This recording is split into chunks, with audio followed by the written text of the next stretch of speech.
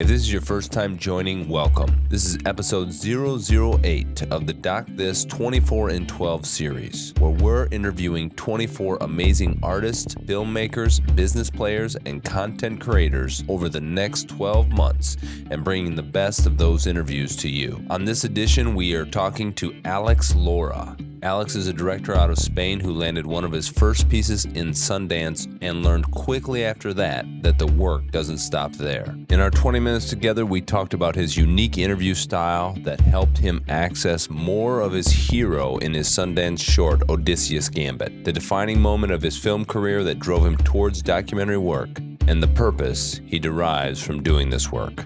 Do you want to give me like a 30-second recap or highlight of a little bit of your history? My background, I'm from Spain, Barcelona, and I don't know, since I was like maybe 12, 13 years old, I've always been interested in the image. I remember one summer that my parents got one of these handy cams to record, holidays, and was something that I like to play with a lot, even if I was not allowed. And then when I finished high school, for me it was pretty clear that I wanted to study communication and film. And then when I was 22 or 23, I started to make short films just to have fun with friends. And then I started working in a TV and, and I found it interesting. But I also had the feeling that I wanted to make my own stuff, my own projects where I could feel free and experiment, And then when I came to the States, I came with a Fulbright grant and I want to focus more in narrative. And one of the professors told us that we had to make an observational documentary. And I was like, this is interesting, but I came here, to make narrative, study fiction. Also, I don't speak English very well, and this is going to take me, some time to find a subject. And he told me, well, if you cannot find a story and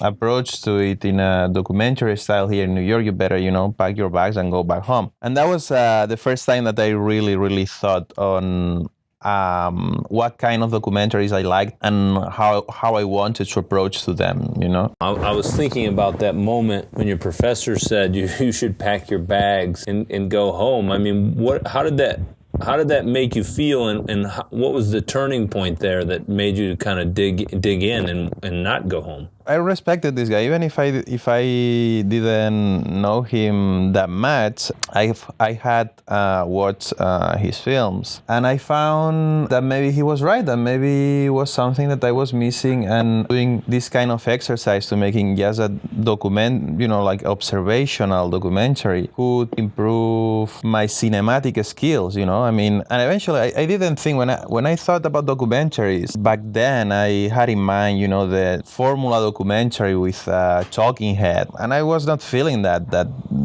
much, to make that kind of documentary. When he said that, and he said it in the middle of the class, and I kind of felt embarrassed because I felt like the guy who doesn't want to make the homework, I was like, okay, well, let's give it a chance. Let's see how can I approach this, with cinematic style. And I started thinking about it, if there is a way that the story is told by itself. I don't want to intervene in the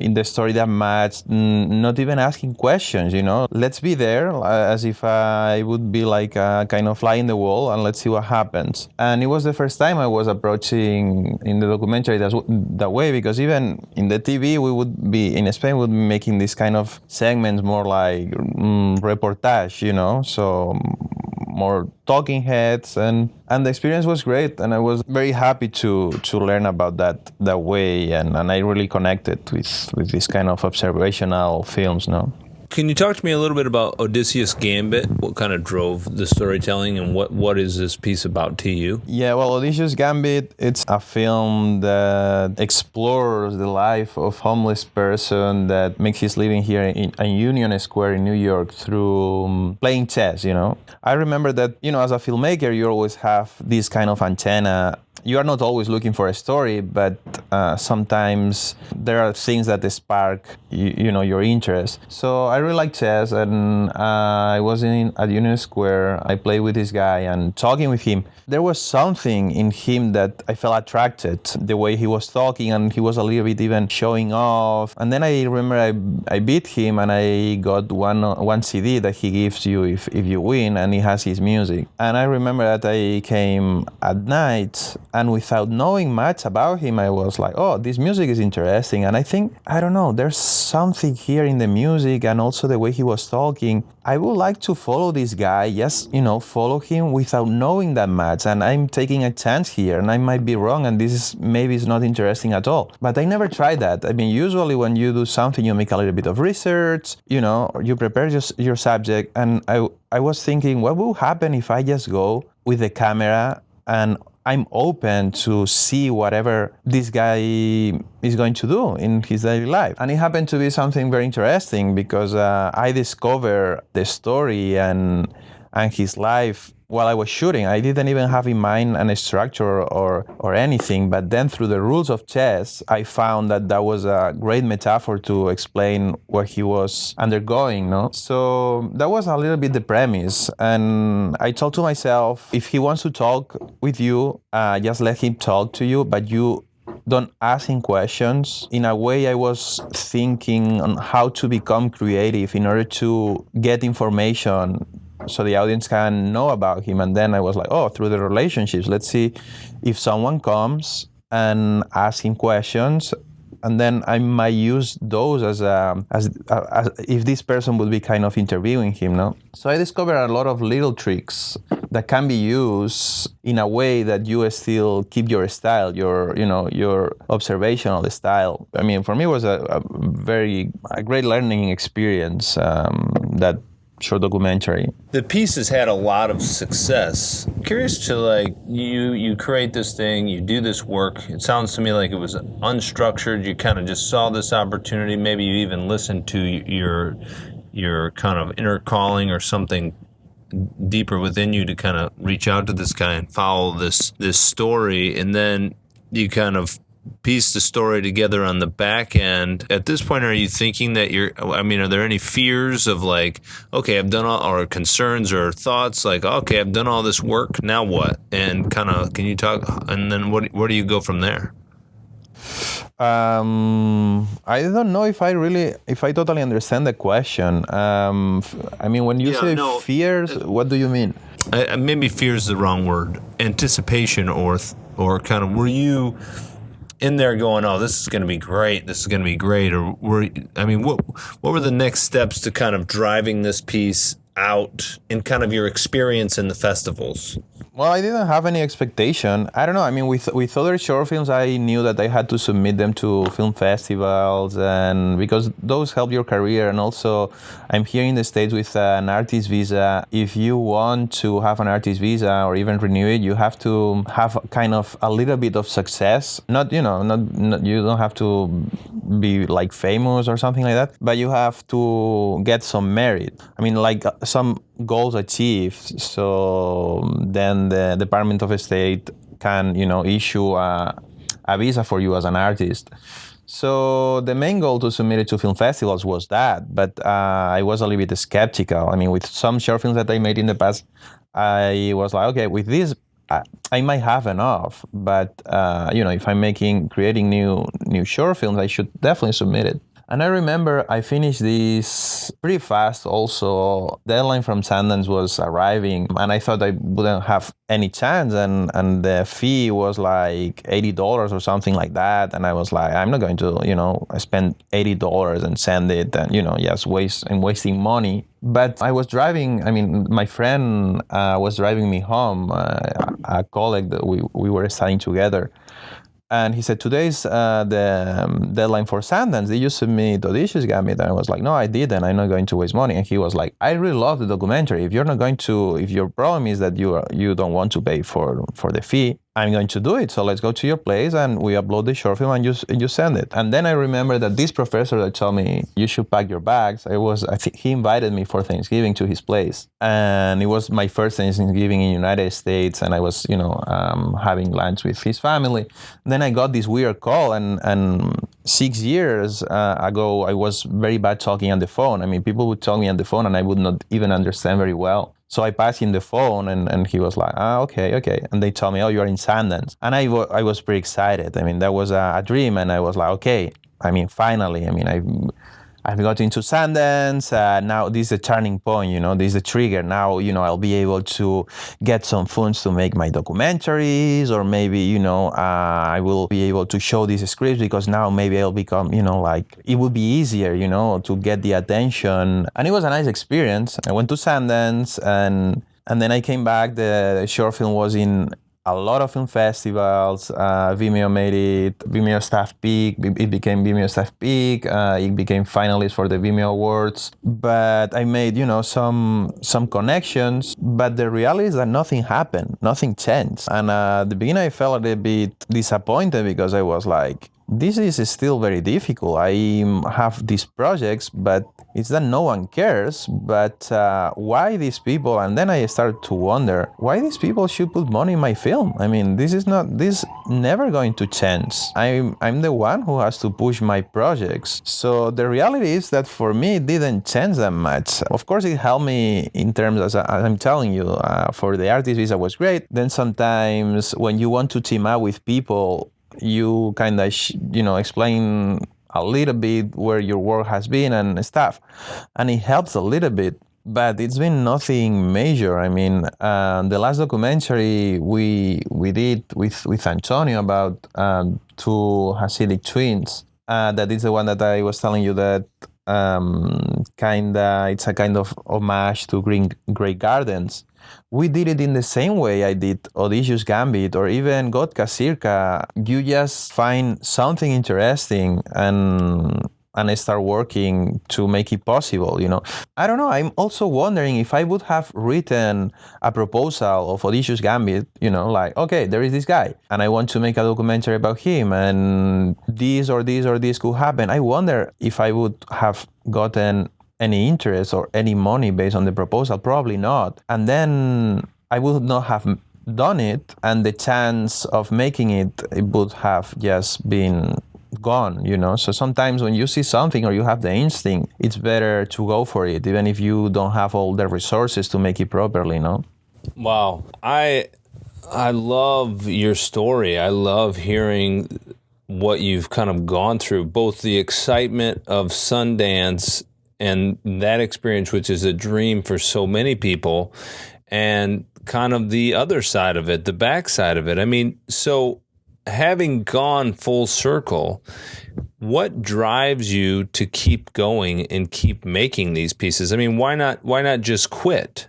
I say this to my students, why do you want to make movies? It's a very good question. And because I feel that some of them don't know, or they could be doing something else with their lives, because this is tough and you have to, get jobs on the side, and you have to deal with some frustration sometimes. Of course, there are things that make you very happy. One of the things, and this is especially what I like documentaries, one of the things is that you learn a lot, because the process, it's the opposite of making a narrative film. I mean, narrative, you come up with the script, with the story beforehand, and it seems that it goes from within to the exterior. When I face a documentary, it's the opposite, it's like you go empty, and you just open yourself. And of course, you have to be active and see what's going on around you. But the process is the opposite. Everything goes from outside to inside, and you learn a lot. That's one of the reasons. But the reason, and I tell them, is that I feel like course, I mean, when this becomes a necessity, when you don't know why, but you have to do it, it's just a necessity. There's no way around it. I mean, this feeling of I should quit. It doesn't even cross your mind. It's like, okay, I'm cursed. I mean, I have to accept it. I'm this way, and nothing. And especially nowadays, that you just need a camera and a sound device and a laptop to edit a documentary. Why? I mean, it doesn't cross my mind, and it's a way of living. I mean, you're born this way. With this necessity, and you cannot stop it. And I remember my brother, we were sharing room in my 20s when I was studying, and I would spend until 4 a.m. Editing, and he would tell me, Alex, you're crazy and you are not letting me sleep. Please go to sleep. I mean, your life is work, and you should work for a living, and you are doing the opposite. You are just living to keep making work. But for me, it's not work. It's something that I love, and it fulfills me in a way that I cannot even explain. So that's the reason I don't quit. Oh man, that's powerful. I love that.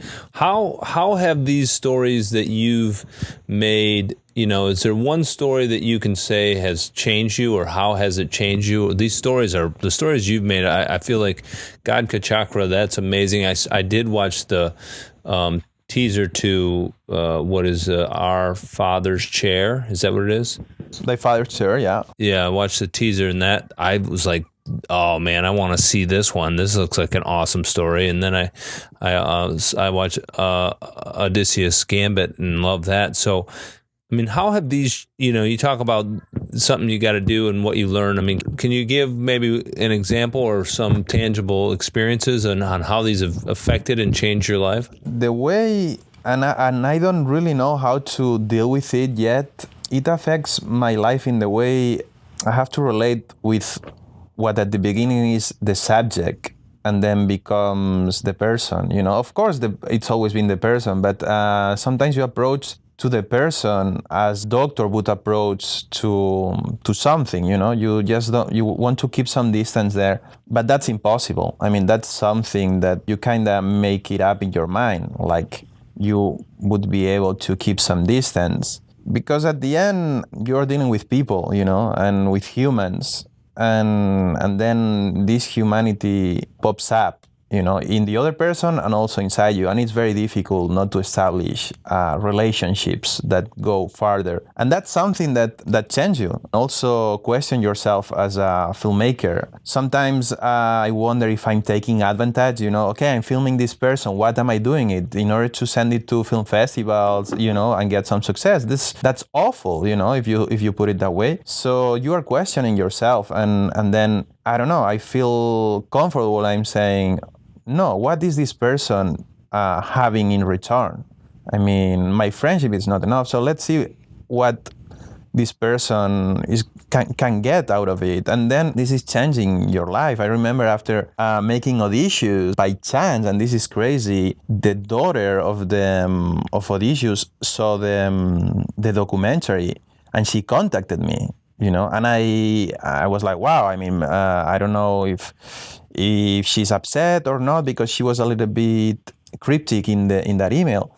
And I found a new side of the story that, of course, I didn't know, and that was very, very interesting. And also, I made a lot of copies of the documentary for Sarah Booth. So now I was like, well, instead of just giving your CD, why don't you also give a DVD with the movie, and that also, or you can sell them if you want. That could be an incentive to keep making some money, or also some money of the awards I got. I was like, okay, I make this, but at the end it's about him, and I don't really need this money, and he does, So there were different ways, and that really changed me. After doing that documentary, I was like, okay, now if I'm going to Nepal to make this documentary about these blind children, I mean, if I'm approached to that, in a way that, okay, these blind children that cannot see children, am I making a documentary about this? This is awful, I mean, how can they benefit about this necessity I have to go and tell a story, And that's what changed my life a little bit, this approach. So what I'm getting is you've seen the importance being the focus is on them and how you're improving or changing or benefiting their life from this piece. It can't, the purpose behind it, the drive behind it can't be about you. I like that. Yeah. I mean, I don't know if they benefit that much, but it changed my way to see the things.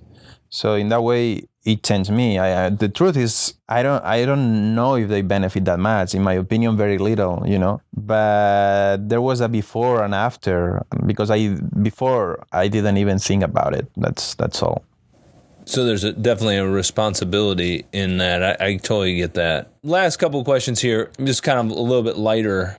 What is your favorite? I guess I'll leave it at this. Like, what is your, and then I'll open it up to you if you have any final thoughts. But what is your favorite part of the work?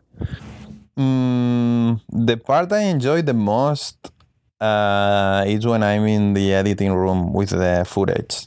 I don't know if it's the best part. Because, being outside shooting, that's of course awesome. But there is something that I love. It's to be in, this kind of dark room dealing with the reality. Because at the end, I don't know, when you are filming, you are selecting reality, you are just, okay, this chunk, this piece, this angle. You are thinking a little bit about the story, but not much, because there are other technical issues going on, and you also have to be a little bit active to see where things are going. And then in the editing room, it's the same process. Now the reality has been reduced, and you have to keep reducing reality in a way that it becomes a story. And I really love that process. It's a lonely process. It takes a lot of time, but for me, it's very rewarding, And then when that darkness, becomes the light of the movie being screened, then you feel that it's been really worth it. It's been, and also because you are confronting yourself in the editing room. Of course, you always, even if you don't want, you always manipulate a little bit because you are creating things, so are bending parts of the story a little bit. Then you realize that when you bend them, you are talking a little bit about yourself. You're putting yourself there, and then that helps you to understand a lot of things about yourself, and that's another part that I like, that you learn about yourself. Wow, I love that. That is such a great perspective. I never thought about that, kind of how you're inserting it, and by that, that's so introspective, because I actually love editing too. I love it. And I agree with you. I get lost in it. It is a lonely space. It takes a lot of time, but there's something very attractive to it. And I never thought about that element about inserting yourself. I love that. It's so great. That's what I love about kind of connecting with yourself and people in this field.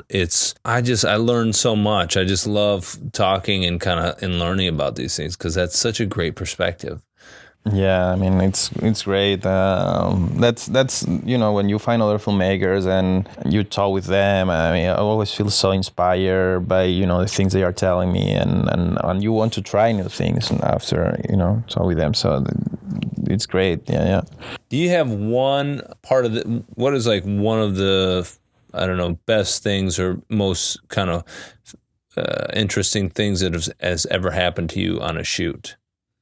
Let me think. This is a good one. A lot of interesting things, but the best one, I don't know. Maybe when I was in Nepal, this was interesting with these blind children. I mean, it's kind of funny because, they cannot see and they touch you a lot. And then I remember, of course, I don't speak Nepalese or anything, but one of the kids, he was like more interested on me, and he would approach.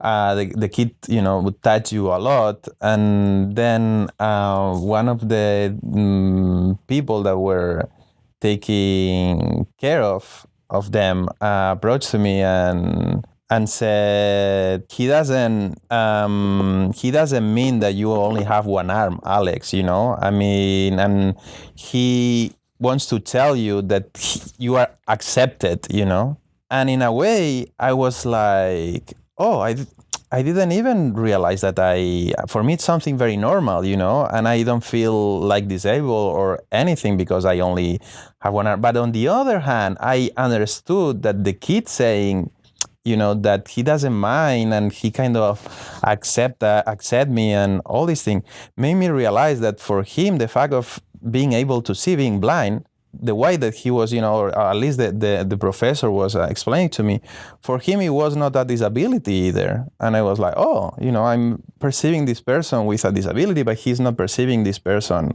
with a disability. So that was something very special, and I mean, it's one of these memories that you get with yourself. But no, that's actually pretty powerful, and that's interesting to hear. I'm kind of taken back by that. That's pretty cool. I don't know if you have any final things you want to kind of recap with or share about your work or yourself or the work that's coming up that you have going on. I mean, if you want, I can tell you a little bit about the things that are coming up. But I mean, the pleasure is mine. It is, because sometimes you know a little bit, or you don't know if you have those answers in there, but sometimes verbalizing them help you to understand or keep understanding what you are doing, no? So that this has been great for me as well. That would be great. Yeah. No, I mean, thank you. I mean, this is awesome, and as I told you, I mean, it's something very interesting, to hear yourself saying what you think, because thoughts go like inside your head, and sometimes you don't pay much attention to them. So it's been great and very helpful. Friends, families, followers, did you get something from this interview? Is there something you learned that's new to your craft? If so, please share in the comment section. Sections below, and let others know about your experience. Let's grow this community and help each other reach new heights.